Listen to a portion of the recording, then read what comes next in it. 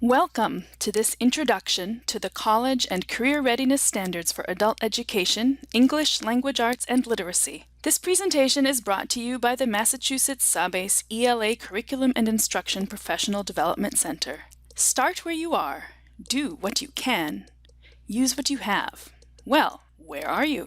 With years of experience in standards-based teaching but new to adult ed, new to teaching in general, or simply new to these standards? Are you an ELA teacher trying to incorporate science and social studies content into your classes? Or a science or social studies teacher trying to incorporate ELA and literacy skills into your classes? Wherever you start from, I'm sure you have a lot of great experience. By combining that experience with what you have here, the English Language Arts College and Career Readiness Standards for Adult Education, you can do a lot. Take a moment now, if you haven't already, to get out your copy of the CCRSAE or to pull it up online. To find it online, go to www.sabase.org/CCRstandards and click on the link for the actual CCRSAE. So why bother with the CCRSAE? Well, these standards are created with the end in mind, detailing the skills needed to be successful in learning on the job and in higher ed,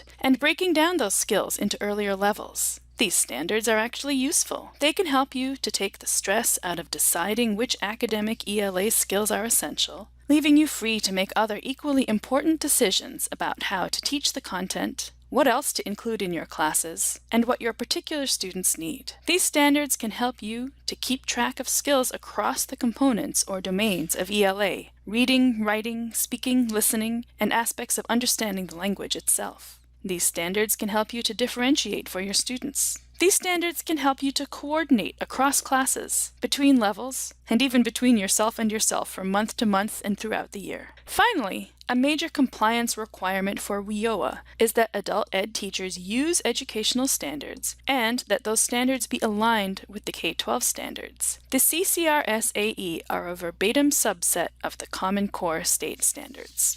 But this is huge. How do I unpack, use, and reference all these standards? It could take all my time just to sort through what's here. Well, that's true. Ultimately, you do want to become as familiar as you can with these standards, but there are shortcuts. For example, here is a wonderful chart of all ELA anchor standards available on the Sabase ELA website. As you can see, there are 4 domains in English Language Arts: reading, writing, speaking and listening, and language. Although the standards are numbered, these numbers do not represent an order in which they should be taught or a hierarchy of importance. There is intentional overlap between the 4 domains. Content is repeated in more than one domain to underscore its importance. In addition, each standard is not meant to be a separate focus for instruction and assessment. They are meant to be bundled together. This chart, on pages 96 and 97 of the CCRSAE, illustrates some of the connections and deliberate redundancies. For example, finding and using evidence comes up in Reading Anchor 1, Writing Anchor 9, and Speaking and Listening Anchor 1. Academic, or Tier 2 vocabulary, has a central role in comprehending complex text. Reading Standard 4 and Language Standards 4 and 6 all focus on academic vocabulary. Okay, it's time to review. Think of the answers to these 3 questions.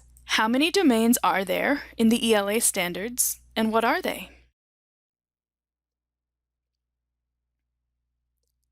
There are 4 domains: reading, writing, speaking and listening, and language. Question number 2. Does the numbering of the standards mean an order in which they should be taught?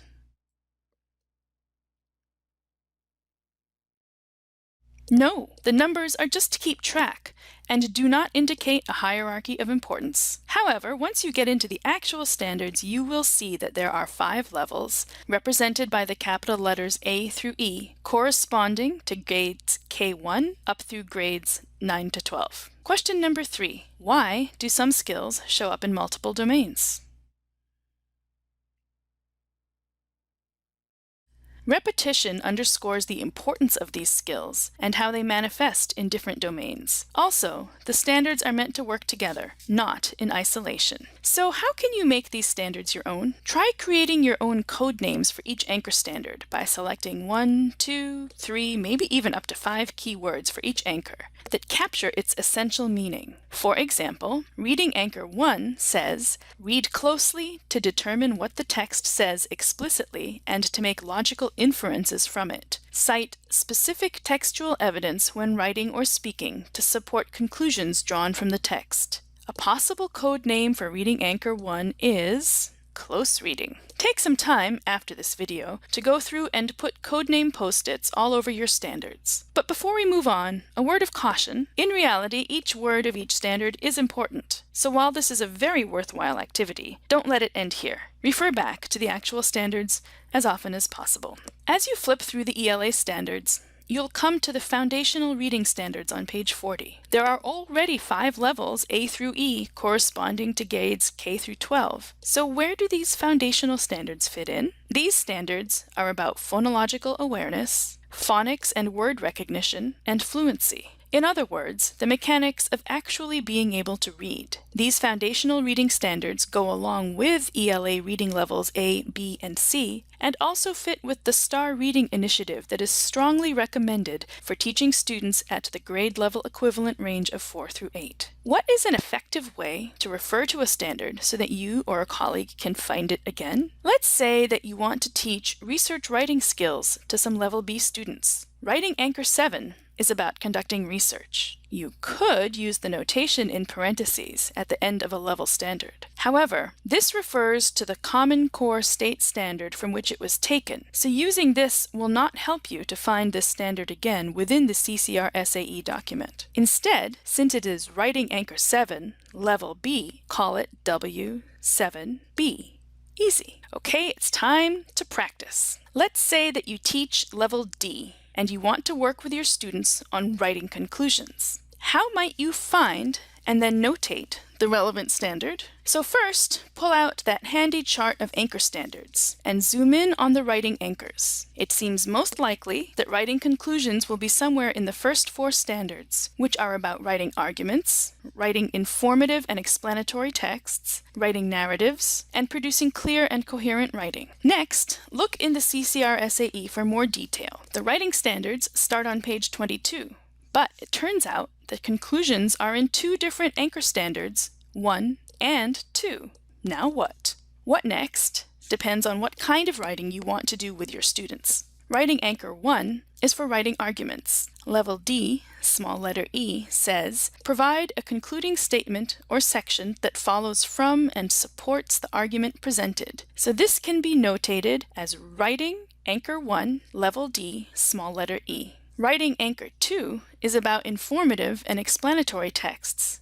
Level D, small letter F, says, provide a concluding statement or section that follows from and supports the information or explanation presented. Writing Anchor 2, Level D, small letter F. So you might be thinking, now I sort of know what these standards are and how to find my way around them, but can they help me with what I need to do right now, like differentiate learning for my real students? Yes, they can. For example, look at Reading Anchor 2, all about finding main ideas and summarizing. Whatever level you teach, your group most likely includes students who are at other levels as well. So use the details of the standard to help determine what different students should be aiming for, all the while keeping in mind what the ideal is. I'll give you a few seconds to look for connections and differences across levels A through E of Reading Anchor 2. Another way to use the standards to help in differentiation is to look at the small letters that break down some of the anchor standards into specific tasks or skills within a given level. For example, Writing Anchor 2, Level D, has 6 subskills. Perhaps you are working with the whole group on using appropriate transitions, small letter C. Some students could also be asked to be accountable for their concluding statements or their use of formatting and graphics, if those are skills that they have already worked on. Okay, but there is so much here. Is there a bigger way to look at these standards? Oh, I can't see the forest for the trees. Yes, there is a way. All of these ELA standards focus on the three key instructional shifts: complexity, evidence, and building knowledge. Building curriculum around the ELA CCRSAE and teaching with them in mind requires us to be aware of these three areas, all of which focus on the text. What are they reading? What are they asking about and referring to from what they read? And what are they understanding and learning from what they read? Taking them in order: complexity. Regularly practice with complex texts and academic language, also known as Tier 2 words. Choose text at appropriate levels of complexity using text selection tools and qualitative rubrics. Evidence. Prioritize finding and using evidence from text, both informational and literary, across reading, writing, speaking, and listening. Require students to answer questions or make claims based on their understanding of having read a text or multiple texts, not retiring entirely on prior knowledge or experience. Emphasize citing the source of evidence in discussions and writing. Building knowledge. Teach and practice ELA skills through content-rich nonfiction that also builds knowledge on a topic. Use texts or sets of texts that build content knowledge in science and social studies, job and career readiness, lifelong learning, and citizenship or participation in society. What about literature and poetry? Informational texts make up the vast majority of reading required in the workplace and in college. But literature and poetry are not out as long as quality informational text is emphasized. Hours with our students are few and precious. Make the texts that we use in those hours count in more ways than one. How can we make it real? Put these three instructional shifts to work in our classrooms? Think about what your students are reading, what kinds of questions they are asking and responding to, and how best they can comprehend what they are reading. Make connections and build knowledge. Create challenging learning activities that engage your adult learners, are matched to the standards, and that build towards students being able to do something with their learning. Check in on how you and they are doing and adjust as needed. And if you already teach this way, isn't it nice to be validated?